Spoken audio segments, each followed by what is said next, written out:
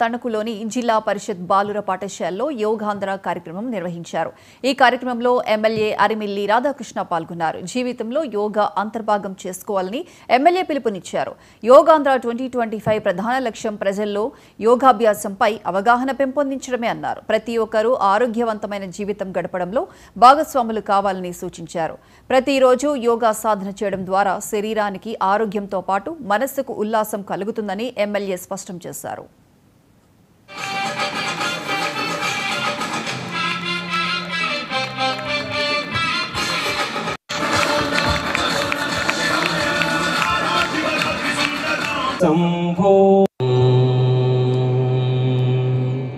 ప్రార్థన నేను చెప్పిన తర్వాత నాతో పాటు మీరు కూడా చెప్పండి.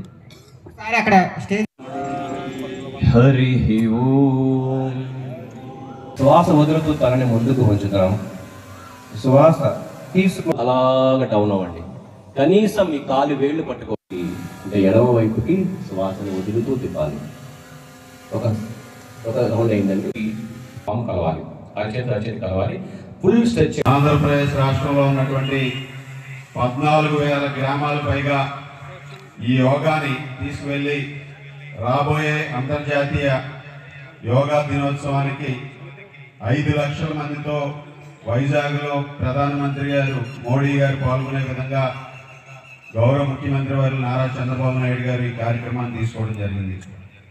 ఈసారి 11వసారి మన వైజాగ్ పట్టణంలో ఈ అంతర్జాతీయ యోగా దినోత్సవం జరుపుకోవడంతో పాటుగా గిన్నెస్ బుక్ ఆఫ్ రికార్డ్స్లో నమోదు చేసే విధంగా 5 లక్షల మందితో ఆర్కే బీచ్ నుంచి భీముల వరకు ఈ కార్యక్రమాన్ని నిర్వహించడం మీ అందరికీ కూడా తెలుసు.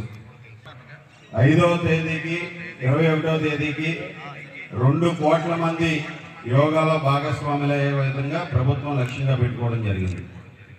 ట్రైనర్లని ప్రిపేర్ చేయడం, ఈ విధంగా రాష్ట్రంలో యోగాని మనందరిలోనూ కూడా ఒక అంతర్భాగంగా చేయాలనేది ఈరోజు ప్రభుత్వ లక్ష్యం. దానికి అనుగుణంగా ప్రతి ఒక్కరం కూడా యోగా ద్వారా సింపుల్గా 45 నిమిషాలు మనం యోగా చేస్తే ఆ రోజంతా కూడా మనందరం కూడా హుషారుగా ఉంటాం. ఏదైనా ఈరోజు మనం కొంచెం మెంటల్గా కానీ ఫిజికల్గా కానీ కొంచెం వీక్గా ఉంటే యోగా చేస్తే ఆటోమేటిక్గా మనందరం కూడా మరలా యాక్టివ్గా తయారవుతాం.